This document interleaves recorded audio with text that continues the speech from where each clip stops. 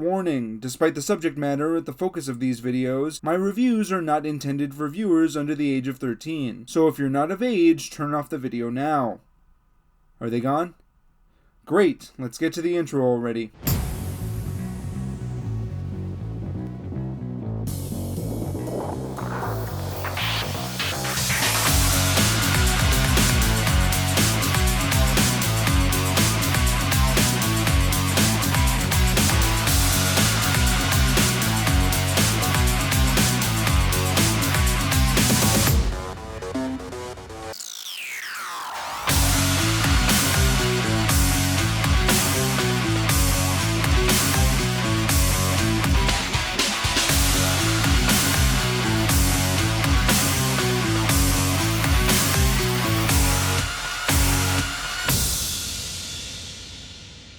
Well guys, Beast Morphers did it. They finally exited filler episode town, and now we're getting into some plot stuff. At least I certainly hope that's what's going to happen in this show for a little bit. I'm not usually one to complain about filler episodes. I mean, this is Power Rangers. Complaining about filler episodes in this show would be like complaining about the jelly in a PB&J. However, Beast Morphers has felt like it's been going through the motions for way too long, so I am excited that we finally changed up the status quo with the Battleizer. Sure, I didn't like the last episode because it focused on the type of character reserved for filler plots, but at least the episode progressed the story enough to make things interesting going forward. And hey, Beast Morphers might be able to redeem themselves for Devin's lack of focus last time, since it sounds like this episode will at least be about him. So let's dive in and see how this show bounces back as we look at Power Rangers Beast Morphers episode 15, Seeing Red. The episode opens with Devin jogging in the city until he nearly runs into Ben and Betty carrying their father's birthday cake. Suddenly an alarm is heard and a bank robber runs right past the trio, nearly knocking over the cake. Devin chases the thief, but halfway through, he decides this task requires Red Fury mode. Back with Ben and Betty... Whoa! I can't believe we just saw a bank robbery!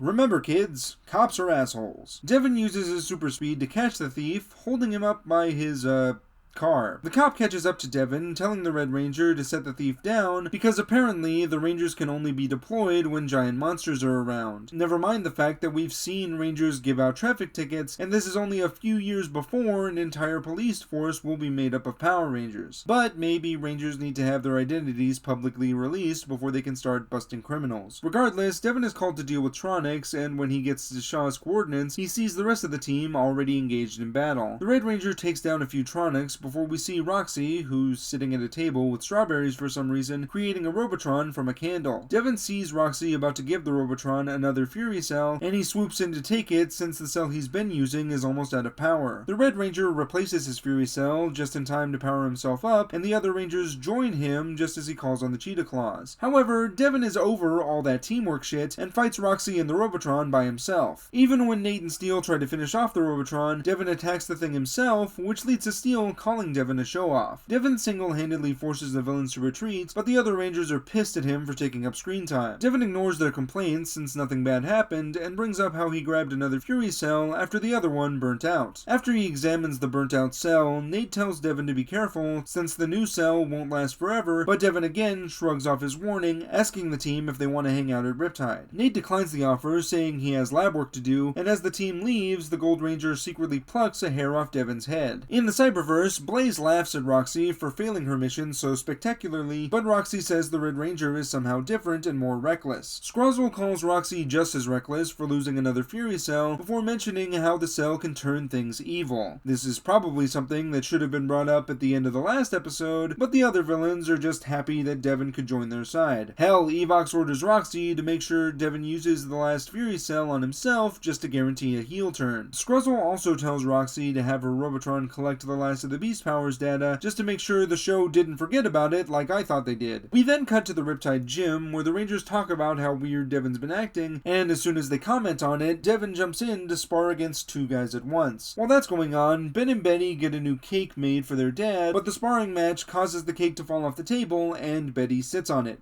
Womp womp. Devin beats down his sparring partners before noticing that he used some Fury Cell energy, and the other Rangers tell him they've been called to base. At GB, Nate tells Devin that the Fury Cell is stripping away his humanity into something more primal, meaning that he's turning bad. Devin doesn't believe Nate since he feels great and has been helping people, at least until he sees footage of his interaction with the cop. Personally, I think the cop was in the wrong there, but hey, points for trying. Nate tries to get Devin to take off the Fury Cell since the damage to his personality could be permanent, but Devin refuses since the Fury Cell is their best chance at defeating Evox. The Rangers try to convince Devin otherwise, with Shaw saying he's hurting the team, but Devin decides he doesn't need a team and storms off. Nate tells the team to let Devin go since there isn't enough energy left in the Fury Cell to turn the Red Ranger evil permanently before the Rangers are called to deal with more Tronics. When the Rangers arrive to deal with the Tronics, Roxy notices Devin isn't with them, so once the Tronics are defeated, she stands before the team and tries to lure the Red Ranger out. Roxy tells the Rangers that her last Fury Cell will be enough to take them down without Devin, and even though the Rangers try to destroy the cell, they can't get close enough to the villainess. Roxy announces that she's going to power up the Robotron with the last Fury Cell, but Devin arrives, demanding that she give him the cell. Using his cheetah speed, Devin causes Roxy to drop the cell, but Ravi picks it up before Devin can take it. Devin tries to take the cell from Ravi, and while the other Rangers would like to help, they're held back by the Robotron. The Red Ranger gets so frustrated that he starts fighting Ravi, and though the Blue Ranger uses his strength to hold off Devin, he quickly overheats, allowing Red to take him down. Things get worse for Ravi as he demorphs, and Devin calls on his cheetah claws with the intent of finishing the Blue Ranger off. The other Rangers do nothing but watch all this happen, even though they drew their blasters against the Robotron and could easily fire a warning shot to distract Devin, but I guess yelling "no" works just as well. Devin goes in for the killing blow, but Ravi tries to block with the hand that's holding the Fury Cell, so Devin snatches it in victory. All too quickly, Devin runs out of Fury power,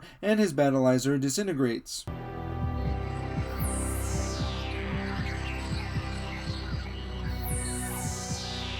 Wait. What am I doing? Devin! This Fury energy. Go on. Use it. I was wrong. I am hurting people. I'm hurting my friends. These Fury cells are evil.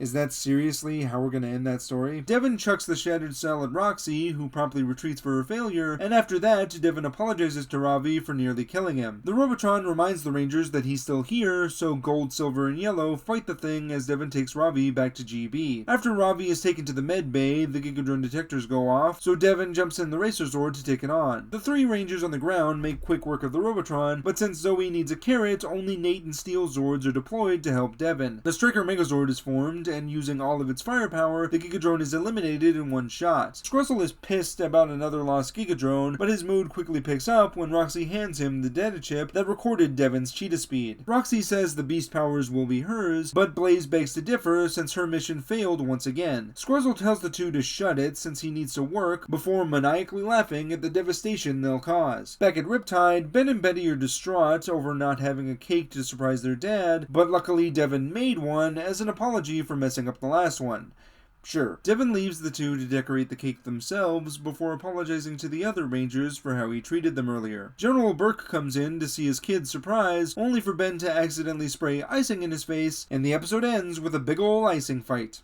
This episode is not good. Not good at all. Much like last time, there are solid ideas here, but the execution is as bad as Evox and his cronies hope Devin will become. Don't get me wrong, the setup is pretty good. I like the idea that since the Fury Cells are evil artifacts, they can turn people evil. This, coupled with Devin's over-reliance on Red Fury mode, really gives this episode a Black Suit Spider-Man kind of feel, and I love that story, so I was on board with this initially. However, outside of very few token moments, the rest of the episode feels like it's just hitting all the major bullet points of this plot without really digging into how these characters feel about this situation. Devin has one line about feeling like a video game character in the episode's first fight, but there's no discussion at all about why he feels the need to be powered up in Red Fury mode all the time, or even why he felt it necessary to morph just to take down a bank robber. This episode could have easily gotten back to Devin's feelings of inadequacy by saying that he might feel more comfortable in Red Fury mode, since the last time he didn't have it, Devin got his clock clock clean by Tubatron. Flashing back to that moment would have made the visor crack mean more because it would have reinforced for Devin how dangerous being a ranger is, and unlike a video game character, he's only got the one life. But again, nothing is done with any of that in this episode. Devin just gets increasingly more hyper-aggressive, and we're left to assume that his addiction to Red Fury mode is all caused by the Fury Cell, like it's the One Ring from Lord of the Rings or something. The lack of character depth on display in this episode becomes crystal clear once Ravi stands in the way of Devin getting the last Fury Cell. I do like that because of Ravi's gorilla strength, he's the only one who can physically match Devin, but he burns out way too quickly, making that little detail a footnote in their fights. And really, this is where the show is going to waste Ravi and Devin fighting each other for the first time? Again, I wouldn't mind this so much if the episode actually put in the legwork to connect all the stuff we've learned about both these characters into this one moment, but this is the most meaningful scene these two have shared since episode 6, and yet we're supposed to buy them as really good friends after this. Speaking of the end of that fight, the nail in the coffin of this episode for me comes when, after all the yelling and fighting with a fellow ranger, Devin just decides that the Fury Cell is evil all by himself. Never mind the fact that the entire episode showcases how Devin simply doesn't have the willpower to overcome the Fury Cell's influence. But just because the climax is over now, the Red Ranger magically understands what he's been doing while under the Fury Cell's power. And I wouldn't mind that so much if they talked about anything of substance during this scene. I know I'm ranting about this, and some people might think that I'm being unfair because the fight was still cool, but then I have to ask, what was the point of Beast Morphers building up these characters to the point where they're more similar than they are different, only to not use any of that characterization when the two are literally at each other's throats? And then, just to add insult to injury, Devin bakes Ben and Betty a birthday cake as an apology for ruining the last one. This scene, like the end of Devin and Ravi's fight, makes no sense. Devin had nothing to do with the cop shoving the cake in Ben's face, nor was he responsible for Betty sitting on the last one. Sure, he was fighting those two guys at the time, and one of them knocked the cake onto Betty's chair, but it's not like Ben or Betty blame him for either mishap. Granted, a scene could have been added where Ben and Betty ask for an apology from Devin, but since we don't have that, this is just another scene where the idea is more important than the logic used to get here. Overall, this is the worst episode of the show so far. What could have been an exploration of Devin getting a real-life power-up and dealing with the turmoil of turning bad is instead a story brought to its most basic state. Major scenes take place without proper character motivation, and as a result, it makes this the most disappointing episode of Beast Morphers so far, and I can't recommend it. I'm Nick,